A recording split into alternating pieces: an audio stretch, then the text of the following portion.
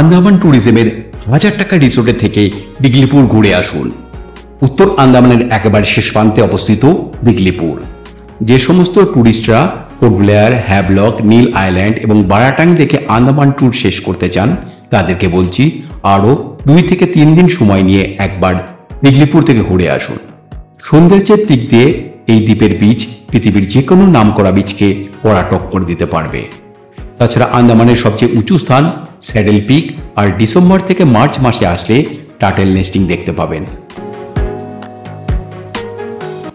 আজকের এই ভিডিওতে আমরা তোমাদের কাছে তুলে ধরব পোর্ট ব্লেয়ার থেকে বিগলিপুর ভ্রমণের মোট খরচ সহ ট্যুর প্ল্যান।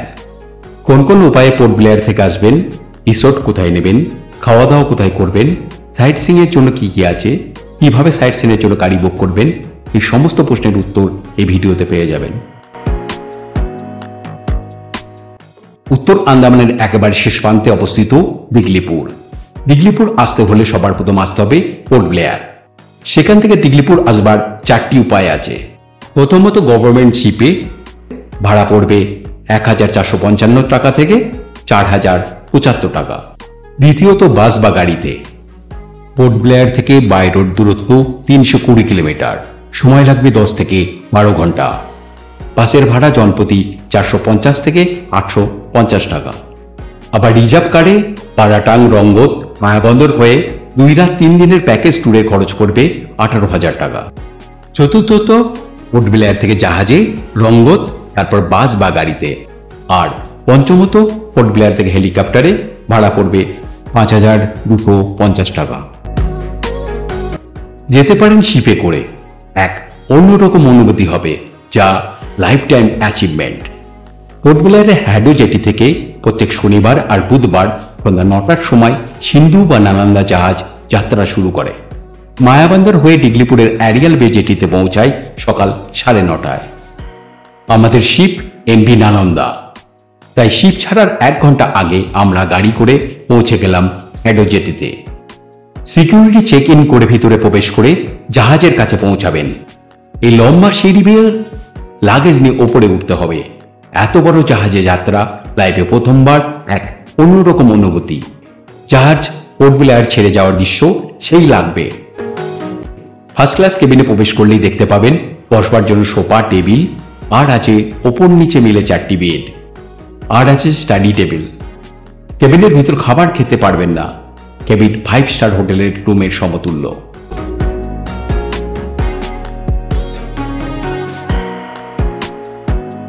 আবার টয়লেটটাও খুব সুন্দর। টয়লেটে একটি বেসিন, মিরর, ওয়েস্টার্ন কোমোড, স্নান করবার জন্য shower, hand shower, hot and cold ওয়াটারের ব্যবস্থা আছে।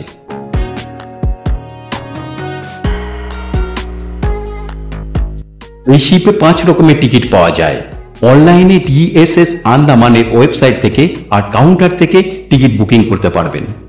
ডবল বেডের 3টি ডিলাক্স কেবিন আছে, ভাড়া জনপ্রতি 4075 টাকা। 4 বেডের 8টি ফার্স্ট ক্লাস কেবিন আছে, ভাড়া জনপ্রতি 3385 টাকা। 6 বেডের 5টি সেকেন্ড ক্লাস কেবিন আছে, ভাড়া জনপ্রতি 2745 টাকা। একটি বাঙ্ক আছে যেখানে 330টি বেড আছে, ভাড়া জনপ্রতি 2155 টাকা। আর আছে 45টি সিট, ভাড়া জনপ্রতি 1455 টাকা। এই শিপে ক্যান্টিন আছে, এখানে খাবার কিনতে পারবেন, আবার বাইরের খাবারও খেতে পারবেন। নাম না জানা ছোট ছোট দ্বীপকে বাই বাই করে জাহাজ সকাল 6টার সময় মায়াবন্দর পৌঁছায়। এখানে আধ ঘন্টা নোঙর করে যাত্রী ওঠা নামার জন্য।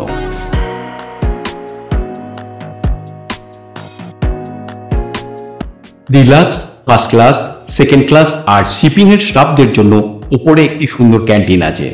ব্রেকফাস্টের কুপন জনপ্রতি 100 টাকা দিয়ে সকাল 7টার সময় সংগ্রহ করতে হয়।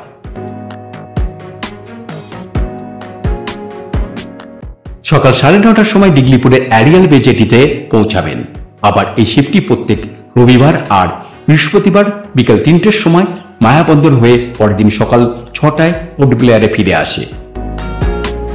অ্যারিয়াল বে জেটিতে জাহাজ থেকে নেমে লাগেজ রেখে কিছু শুকনো খাবার আর স্নান করবার জন্য জামা কাপড় নিয়ে চলে যান রস অ্যান্ড স্মিথ আইল্যান্ডে। জনপ্রতি 900 টাকা দিয়ে স্পিড বোট করে যেতে হয়।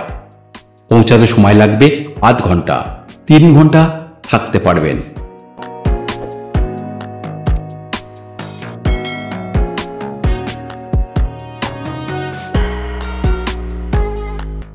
রস এবং স্মিথ দুটি পাশাপাশি আইল্যান্ড, যা টুইন আইল্যান্ড নামে পরিচিত।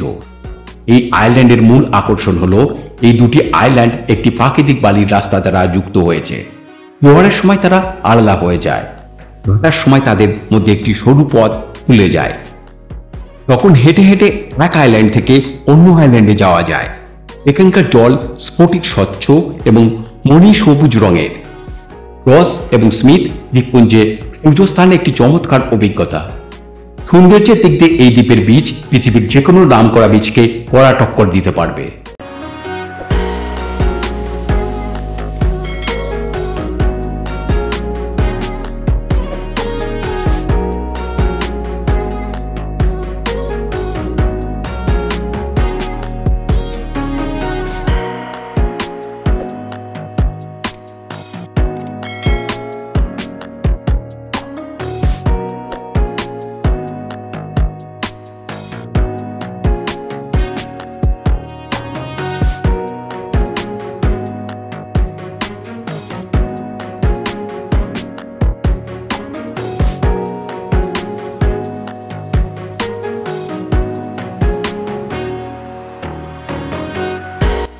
কলকাতা থেকে আন্দামান ট্যুর নিয়ে একটি সম্পূর্ণ ভিডিও আছে, আমাদের চ্যানেলে দেখতে পাবেন।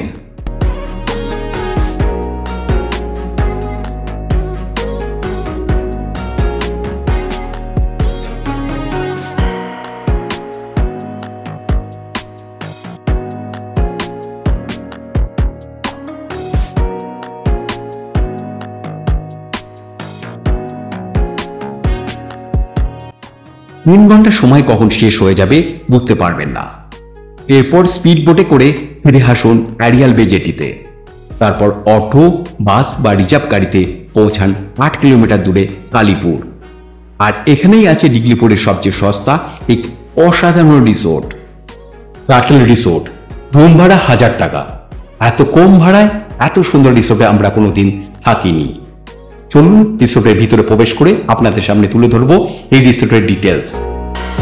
রিসোর্টটি মেন রাস্তা থেকে একটু উপরে। পোর্ট ব্লেয়ার থেকে 2 রাত 3 দিনের ডিগলিপুর, মায়াবন্দর, রঙ্গত আর বারাটাঙ্গের গাড়ি ভাড়া করতে গাড়ির জন্য শিবার নম্বরে কল করতে পারেন। 18,000 টাকা পড়বে। আর ডিগলিপুরে গাড়ির জন্য রিয়েল দাসের নম্বরে যোগাযোগ করতে পারেন, ভাড়া পড়বে 5,000 টাকা। এই দুতলা রিসোর্টে মোট 10টি রুম আছে, তার মধ্যে 8টি অনলাইনে বুকিং করতে পারবেন andamanTourism.gov.in থেকে। বাকি 2টি অফলাইনে স্পট বুকিং হয়।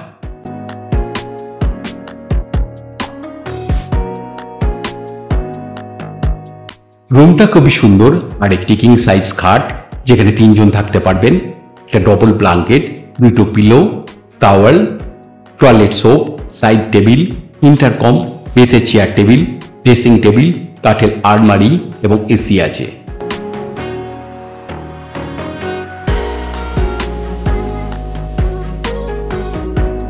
ব্যালকনি থেকে রিসোর্টের চারপাশের সবুজ গাছপালা দেখতে পাবেন। রুমের ভেতর প্রবেশ করলেই ডান দিকে আছে বাথরুম। ফ্রেশ হয়ে চলে যান ডাইনিং রুমে। আগে থেকে খাবারের অর্ডার দিয়ে রাখবেন। ভাত, ডাল, আলু সবজি, ভেন্ডি ভাজি, সালাড আর পোকারি মাছ ভাজা অর্ডার করেছিলাম। খাবারের দাম সাধ্যের মধ্যে। খাবারের স্বাদ ঘরোয়া আর অসাধারণ। বিকেলে হেঁটে হেঁটে ঘুরে আসুন কালীপুর বিচ থেকে। অসাধারণ সুন্দর একটি বিচ, এখানে স্নান করতে পারবেন। এখান থেকে আন্দামানের সবচেয়ে উঁচু পাহাড় স্যাটেল পিক দেখতে পাবেন। কালীপুর বিচের নৈসর্গিক দৃশ্যও অনবদ্য। ডিগলিপুর টার্টল নেস্টিং এর জন্য জগৎ বিখ্যাত।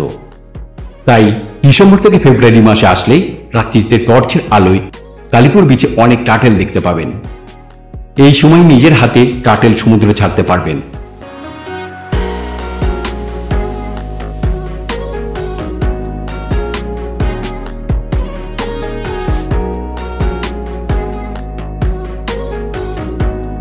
ফিরে এসে উপরের ব্যালকনিতে বসে চা আর পকোড়া খেতে খেতে দেখতে থাকুন চারিদিকে সবুজ গাছপালা আর ওই দূরে কালীপুর বিচের সমুদ্র।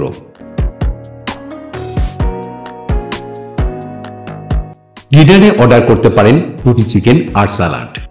আকাশ পরিষ্কার থাকলে রিসোর্ট থেকে বা কালীপুর বিচ থেকে সানরাইজ দেখুন। সকালে চা বিস্কুট খেয়ে গাড়ি করে চলে যান সাইট সিনে। কালীপুর থেকে 4 কিলোমিটার দূরে লামিয়াতে অবস্থিত স্যাডেল পিক ন্যাশনাল পার্কের চেকপোস্ট। এখানে আছে লামিয়া বে বিচ, সুন্দর নালা ইকো ট্যুরিজম আর স্যাডেল পিক ট্রেকিং এর রাস্তা। জনপ্রতি 50 টাকা আর গাড়ির জন্য 30 টাকা দিয়ে পারমিশন নিয়ে ভিতরে প্রবেশ করতে হয়। গাড়িতে প্রায় 700 মিটার যেতে হবে। এখান থেকে স্যাডেল পিক যাওয়ার ট্রেকিং শুরু হয়। বাম দিকে কিছুটা যাওয়ার পর দেখতে পাবেন একটি খরস্রোতা নালা। এই সুন্দর নালাটি স্যাডেল পিক থেকে বল এসে সমুদ্রে পড়েছে।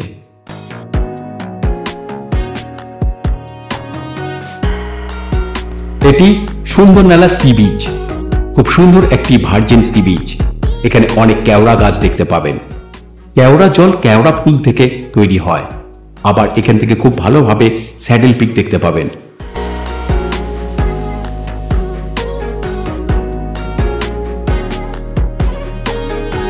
এই বিচের মূল আকর্ষণ হলো টার্টেল নেস্টিং। তাই ডিসেম্বর থেকে ফেব্রুয়ারি মাসে আসলে অনেক টার্টেল দেখতে পাবেন। নিজের হাতে টার্টেল সমুদ্রে ছাড়তে পারবেন।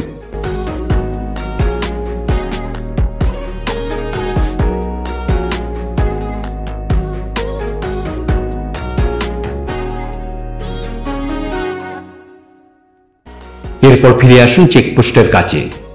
এখান দিয়ে যেতে হবে লামিয়া বে বিচ, খুব সুন্দর সাজানো গোছানো বিচ। এই বিচ শান্ত সুন্দর একটি পরিষ্কার সৈকতগুলির মধ্যে অন্যতম। এই বিচের মূল আকর্ষণ টার্টেল নেস্টিং। তাই ডিসেম্বর থেকে ফেব্রুয়ারি মাসে আসলে অনেক টার্টেল দেখতে পাবেন। নিজের হাতে টার্টেল সমুদ্রে ছাড়তে পারবেন। কচ্ছপের বাসা বাঁধার জন্য জনপ্রিয় এই সমুদ্র সৈকত। ডিসেম্বর থেকে ফেব্রুয়ারি মাসে আসলে আপনি কচ্ছপের ডিম পাড়া বা বাচ্চা বের হওয়া দেখার সুযোগ পেতে পারেন।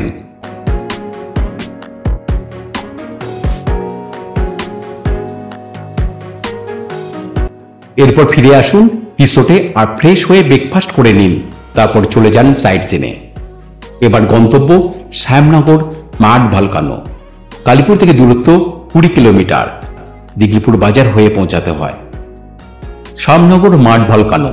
এখান থেকে জঙ্গলের মধ্যে দিয়ে কিছুটা যাওয়ার পর দেখতে পাবেন নতুন মাটির ঢিপি। বারাটাং নিয়ে একটি ভিডিও আছে আমাদের চ্যানেলে, দেখতে পাবেন। এখানের ভলকানো সুপ্ত প্রায় হয়ে গেছে। এখান থেকে কিছুটা হেঁটে পৌঁছাবেন মাঠ ভলকানোর কাছে। গলানো কাদা যেন অবিরাম ঠেলে বেরিয়ে আসতে চাইছে।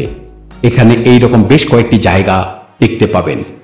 আগ্নেয়গিরির লাভা স্রোত বের হয় শুনেছি, কিন্তু কাদার স্রোত এইভাবে বেরোয় এখানে না আসলে বিশ্বাস করতে পারতেন না। কাদামাটি আগ্নেয়গিরির ভূগর্ভস্থ গ্যাসের চাপের কারণেই তৈরি। স্থানীয় ভাষায় যার নাম জাগায়। মিথেন, কার্বন ডাইঅক্সাইড আর নাইট্রোজেন গ্যাস ভূগর্ভ থেকে উঠে এসে ভূপৃষ্ঠের মাটি ফাটিয়ে কাদা ফোটায়। এটি আন্দামান দ্বীপপুঞ্জের বারাটাং, আর এখানেই দেখতে পাবেন এক অসাধারণ প্রাকৃতিক বিস্ময়।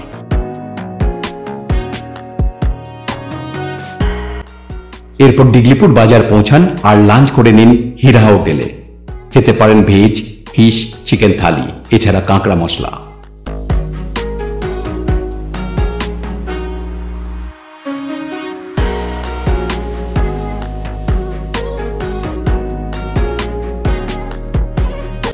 লাঞ্চ করে দিঘলিপুর বাজারে কিছু কেনাকাটি করে চলে আসুন রিসোর্টে। আবার দিঘলিপুরে অনেক হোটেল আছে, থাকতে পারেন। দিঘলিপুরে থাকবার বেস্ট হোটেল হলো হোটেল আদি। রুম ভাড়া 2000 থেকে 2500 টাকা। পরদিন সকালে ব্রেকফাস্ট ছেড়ে চেক আউট করে চলে যান রামনগর বিচ। রামনগর সমুদ্র সৈকত দিঘলিপুর থেকে 35 কিলোমিটার দূরে অবস্থিত একটি সুন্দর এবং শান্ত সৈকত।